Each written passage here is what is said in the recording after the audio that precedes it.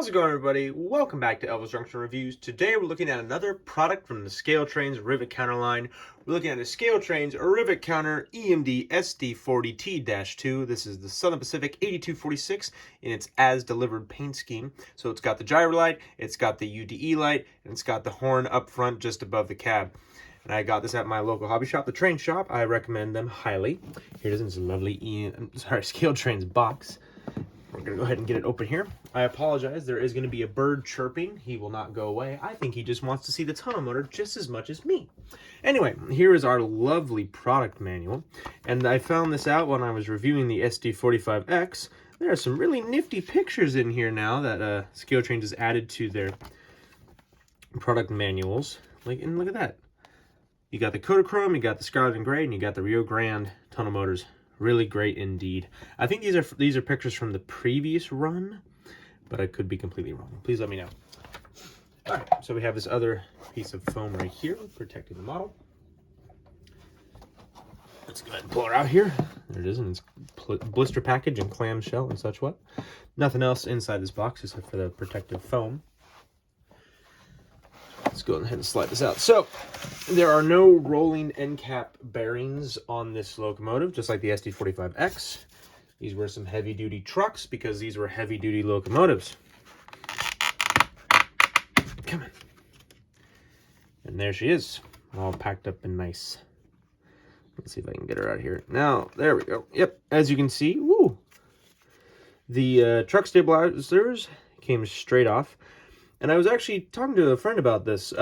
He also purchased two tunnel motors, but for a UP-SP patch. And the same thing happened. The truck stabilizers came right off, which was very interesting indeed. All right, let's get this out of the way.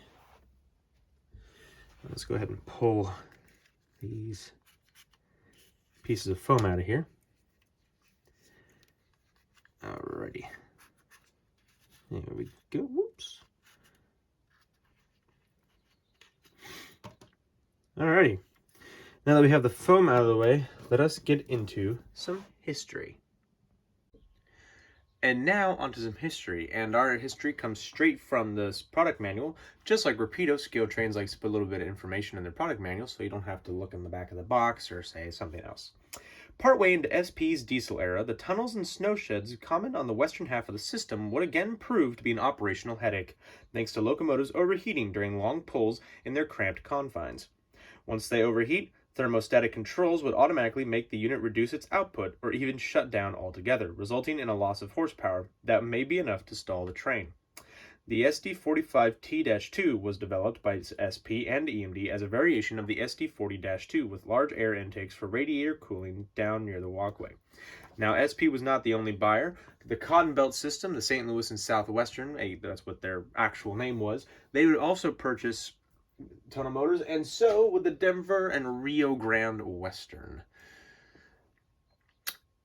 Our locomotive here, SP8246, was built in April of 1980, and it pretty much stayed the same, except for the addition of ditch lights. The UDE removed, and the gyro light also removed. Ow, I just hit something.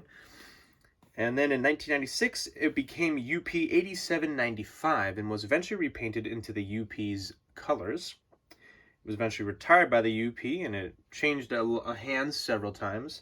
Right now, it is currently still in active service on the Wheeling and Lake Erie as Wheeling and Lake Erie 5411. And let's hope it stays in service for many more years to come. All right, with history out of the way, let's get into some details, starting with the front. We're currently looking at the front of the locomotive, and we're going to start up here at the top and work our way down the bottom, as we always do. Starting on the top here, you can see the Nathan P3 horn, which does operate when this locomotive has power. Right below that, we have our number boards, 8246, on either side of the gyro light headlight right here, which is and that also operates when the locomotive is in motion. We have the L-shaped window here of the engineer's side to help with visibility. There also appears to be a grab iron right here. Actually, it's more of a pipe. I wonder if it's like a heating pipe right here that goes from right below the gyro light down the side of the nose here and then down onto this part of the walkway. Right here, we have our other two windshields here, and you can see the separately applied windshield wipers. Here is the door, and it's a lovely door handle. If we focus on the nose, you can see a grab iron right here. The sand filler hatch is right here behind the UDE light. That is basically an emergency brake application light. So if the emergency brakes are applied, this will turn on as a big red light. Basically indicates, look out, I am in emergency stopped.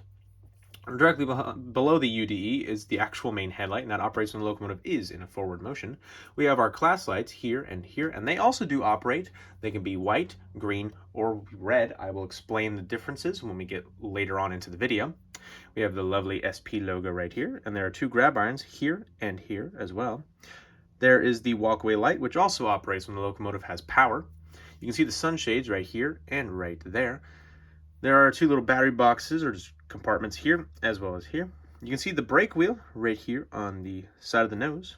As we focus on the pilot here, you can see the handrails as well as the white handrails for the steps here. And there are two grab irons right here and here on top of the SP plow. There's our coupler cut bar, our large anti-climber, the air brake hose, 3 MU cables on either side of the knuckle here, and there is the knuckle. All right, so now let's look at some rear detail. Looking at the rear right now, at the top we have a very large grab iron that goes on top of the radiator section here. We have the rear UDE light. There is a sand filler hatch, but you cannot see it, unfortunately. We'll be able to see it when we look at the roof. Some grab irons that lead from the top of the locomotive down to the walkway here. Here is the rear gyro light, which also operates. There's the rear headlight, the rear class lights here and here. I'm actually going to go over what the colors mean. Green means that this is the second section of a train symbol or number. White is an extra train not shown on the timetable, and red means reverse move or also act as like helpers on the back of the train. We have our number 8246 right here. A couple more compartments here and here. Here is the walkway, the handrails and the walkway. We have our rear anti-climber, which runs the full width of the locomotive, unlike up front. We have our coupler cut bar right here, our knuckle here, 3 MU hoses on either side here, and they all have their corresponding numbers, 1, 2, 3, 3, 2, 1, and there is our air brake hose, and I believe this is a minor rock plow right here. All right, so now let's look at some side detail. Looking at the conductor side of the locomotive, right here you can see on just below the step there is a little step light that unfortunately does not light up when the locomotive is in motion, but you can see the steps here. There's an F to indicate this is the front of the locomotive. Here is the handbrake wheel, and there's this illegible plaque. I'm not sure what its purpose is. It could be how to operate the handbrake wheel, or it could be a big warning sign for all I know. Right here you can see it says, I actually can't read that. I'm as blind as a bat, apparently. We have some battery boxes right here below the cab. Our number, 8246. Somebody knows what this is. Please let me know what this hump is. We have you can actually see inside the cab, sort of. It is a fully detailed cab. Unfortunately, it does not light up, unlike the SD40X that we have reviewed previously. You can see the very lovely truck detail, as well as the speed indicator here, and the very lovely brake system here. It also says HD right here on that truck. There is the bell right here. And as we move the locomotive along, there is another battery box right here. Actually, I forget what that is. I'm sure somebody will tell me what it is. You can see the blower right here, as well as a vent. As we move along here, you can see the massive fuel tank and one of the air tank reservoirs, or the air brake reservoir, excuse me. We have our dynamic brake section here, as well as several lift rings, and there it says Southern Pacific, the lovely Southern Pacific indeed. As we move the locomotive along, we can see what gives this locomotive its nickname, the tunnel motor. Instead of the air intakes for the engine were not up here. This was the air intake down where the cold air is. Hot air rises, and so that also means all the exhaust fumes would rise as well to the top of the tunnel. So by having the air tank down here, you wouldn't have that issue. So now you have this very large area to keep the motor cool and clean without having to suck in horrible exhaust fumes. And you can also see that grab bar I mentioned right here. You can see the rear steps right here as well. There is the jack pad, and you can actually see this little white indication to show that that is where you step up, and it actually has a little legible this has some legible writing on it. I think it says, yes, it says toolbox inside. It's pretty much the same on the other side of the locomotive, but there's a few differences here. You can see the EMD builder's plate right here. Actually, you can see the big GM logo. There's the front jack pad on the right side of the locomotive. We have a door here to go into the electrical compartment of the locomotive, which is back here. And as we move the locomotive along again, you can see a little window that will help you look at the oil pressure and gauges inside the prime mover.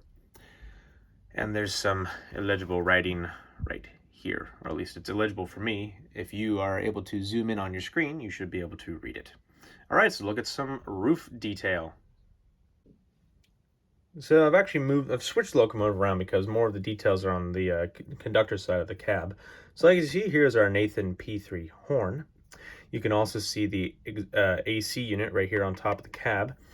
There's a pipe, or at least it's a wire cabling that runs from the top of the cab down here to the dust collector. Here is the radio antenna on top of this raised plate. You can also see the exhaust port here is surrounded by a silver metal plate. I'm not sure why it's silver as opposed to gray like the rest of the locomotive, but it's very interesting indeed. We have our dynamic brake fans right here, and there's the dynamic brake exhaust. As we move the locomotive along, you can see the large radiator section here, and there is the sand filler hatch, which is very nice indeed. All right, so now let's get into the sound demo. Alrighty, so we have the locomotive here up on the test track, and we're going to go ahead and put some power to the track.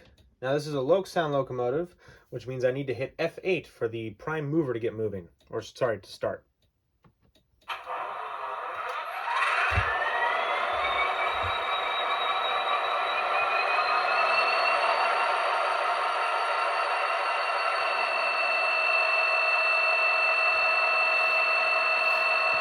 Now I should note that an SD40T-2 is mechanically is the same as an SD40-2. It just looks different based off of its design.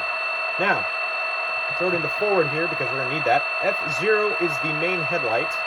As you see, it's on. And you can also see that the class lights and the walkway light and number boards are on at the moment. Now, F1 is the bell.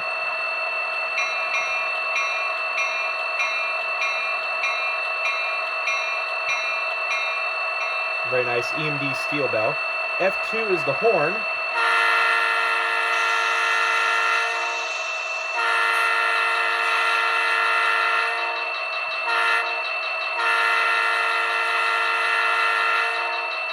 Very nice indeed. F3 is the handbrake.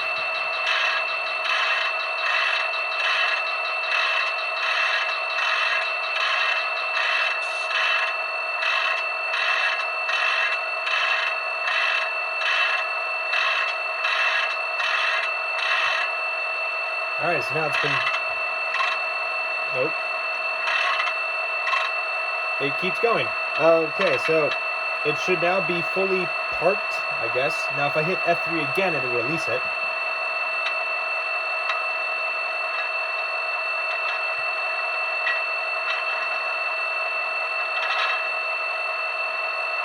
There we go, should be good now. Now F4 is a dynamic brakes, but we won't hear that. Only when the locomotive is moving will the dynamic brakes kick in. Any model that does not have dynamic brakes, it'll go straight to idle when moving. Now F5 is the class lights. Now here we go. We're going to see white first, then green, and then red. So now they're the white lights. I mean, this is an extra train not shown on the timetable. At F5 again. F5 again, there are the green lights to indicate this is the second section of the same train symbol or number. Turn it off again, and finally we have our helpers or pushers or DPU service, or just it's a reversing motion. Now, if this was a ditch light equipped locomotive, we would hit F6. However, it has a gyro light, so F7 turns that on. It's very cool indeed. Great safety feature of the Southern Pacific, the Cotton Belt, and also the Denver and Rio Grande. Now, F9 is a little something called drive hold. So, let's say you're modeling a very heavy train on a steep grade in the Tehachapi's or Donner or up the Shasta route, you're going to be mostly in notch 8 going roughly 25 to 30 miles per hour. F9 allows you to simulate that. Drive hold allows you to keep the same speed you are currently at, but allows you to crank up the throttle to full notch 8. So we're going to do a demonstration of that right now. Hit F9, and now I'm going to crank it to notch 8.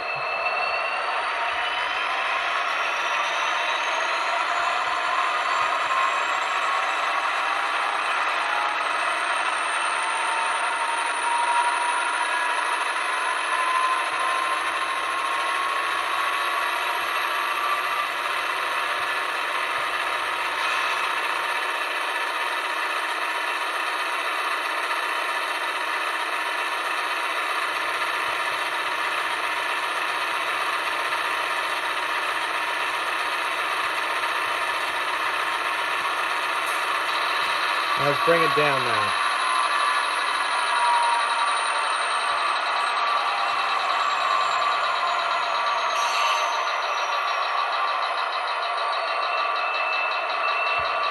Now F10 would be the independent brakes, F11 the radiator fans, and F12 would be the headlight dimmer. So like, let's say you're going to pass another train's passing, it's common courtesy to dim your headlight so that you don't blind the oncoming crew. Now F14 is the UDE light if it is equipped, so that would turn on the big red light up front. I'm going to go ahead and turn off the driver light, turn off the main headlight, and now let's turn the actual locomotive off here. Very cool indeed. And we're going to really quickly, we're going to cut to looking at the rear of the locomotive so you can see the rear driver light and rear headlight in action. And there is the rear headlight and the rear gyro light in action. Actually, I can show you the class lights as they go on. There's white, turn off again. There's green, and there is red. And we'll give you one more blast of the horn with the bell.